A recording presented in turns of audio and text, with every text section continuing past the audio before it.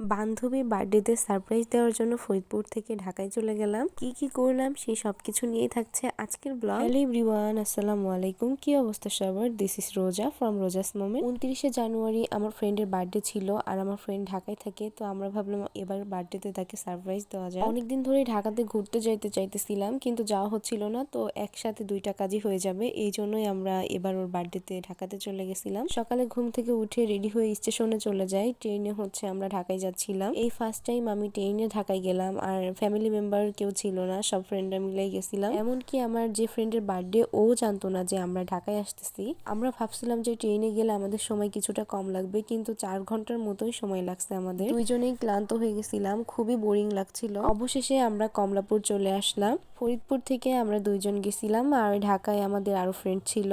ফরিদপুর থেকে আমরা যে দুইটা ফ্রেন্ড গেছি, আমরা কিছুই চিনতাম না, গুগল ম্যাপ দেখে দেখে তারপরে ওদের বাসায় যেয়ে পৌঁছাই। কমলাপুর স্টেশন থেকে আমরা মতিঝিল চলে যাই। মতিঝিল থেকে মেট্রোতে করে আমাদের মিরপুর 10-এ যেতে হবে। মেট্রোতে টিকিট কাটতে যে কি পরিমাণে সময় লাগছে, আমাদের অনেক সময় দাঁড়িয়ে থাকতে হয়েছে। সকালের দিকে যার কারণে মেট্রোতে ফাঁকাই ছিল, আমরা জায়গা পাইছিলাম। আমরা খুবই এক্সাইটেড ছিলাম। আমার ফ্রেন্ডের এটা কল্পনারও বাইরে ছিল যে আমরা ঢাকায় চলে যাব। তারপরে আমরা মিরপুর 10-এ নেমে যাই। নেমে হচ্ছে টেস্টি ট্রিটে গিয়ে ওর জন্য একটা কেক। টেস্টি ট্রিটের প্রত্যেকটা কেকই অনেক সুন্দর ছিল। আমরা কোনটা রেখে কোনটা নেবো বুঝতেছিলাম না। তারপর একটা কেক সিলেক্ট করে আবার রিক্সা নিয়ে ওদের বাসার দিকে যাচ্ছিলাম। আমি আর আমার ফ্রেন্ড পুরোটা পথ বলতেছিলাম যে আমরা আসলে এখন অনেক বড় হয়ে গেছি, আমরা সব জায়গায় একা একা যাওয়া শিখে গেছি। এই তো তারপরে আমরা ওদের বাসায় চলে আসছি।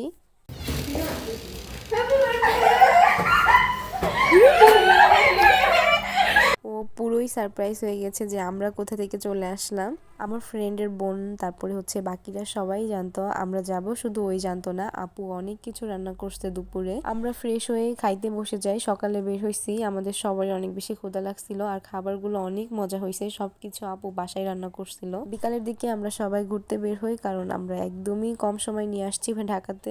আমি সবসময় আসতাম হচ্ছে আব্বুর ডক্টর দেখানোর জন্য। ডক্টর দেখানো হয়ে গেলে বাসায় চলে যাওয়া হতো, সেভাবে ঘোরাঘুরি করার সময় পাইতাম না। ঢাকা শহর ঘুরে দেখতে গেলেও সাথে একটা মানুষ দরকার হয়, কিন্তু সেভাবে আমার কখনোই বের হওয়া হয়নি। কিন্তু এবার আমি অনেক জায়গা গেছি, আর ফ্রেন্ডের সাথে সব জায়গায় গেলে তো অনেক বেশি মজা হয়। আমরা সেদিন বিকাল বেলায় হচ্ছে চিড়িয়াখানাতে গেছিলাম। সব সময় সব পশু পাখি ফোনে দেখছি বা বইতে দেখছি, ওদের বাসার কাছেই চিড়িয়াখানা ছিল, তো ভাবলাম আজকে সবাই মিলে চিড়িয়াখানা থেকে ঘুরে আসি। আমাদের সাথে প্রথমে বাঘের দেখা হয়, তারপরে অজগরের দেখা হয়। এভাবে আমরা ঘুরে ঘুরে সব পশু পাখি দেখছিলাম, সাথে অনেক মজা করছিলাম, কারণ সব পশু পাখি তো আর আমরা চিনি না। ওইগুলার আন্দাজে একটা করে নাম দিচ্ছিলাম, আর সবাই হেসে দিচ্ছিল। এই জায়গাতে ময়ূর দেখতে পেলাম। ময়ূরের পেখম গুলা খোলা থাকলে আরো বেশি সুন্দর দেখা যেত। সামনে যে জিরাফ দেখলাম, জিরাফ গুলা এত বড় ছিল, সামনে দেখতে এত বড় দেখা যাচ্ছিল, আমি পুরাই অবাক হয়ে গেছি। আর এটা নিয়ে আমার ফ্রেন্ডরা অনেক বেশি হাসাহাসি করছে। চিড়িয়াখানার মধ্যে সেদিন প্রায় আমরা 5 কিলোমিটারের মতো হাঁটছি। 4 ঘন্টা জার্নি করার পরে 5 কিলোমিটার হাঁটা, আমাদের অবস্থা একদম খারাপ হয়ে গেছিল। তারপরেও হয়তো আমরা অর্ধেকটাও শেষ করতে পারি নাই। বাসায় আসার সময় আমরা সবাই চায়ের দোকানে চলে যাই চা খাইতে। তারপরে বাসায় এসে কেক কাটা হয়। আজকের ভিডিওটা এই পর্যন্তই। ঢাকার নতুন নতুন কিছু ভিডিও আসবে, সবাই ভালো থাকবেন। আল্লাহ হাফেজ। Happy birthday to you.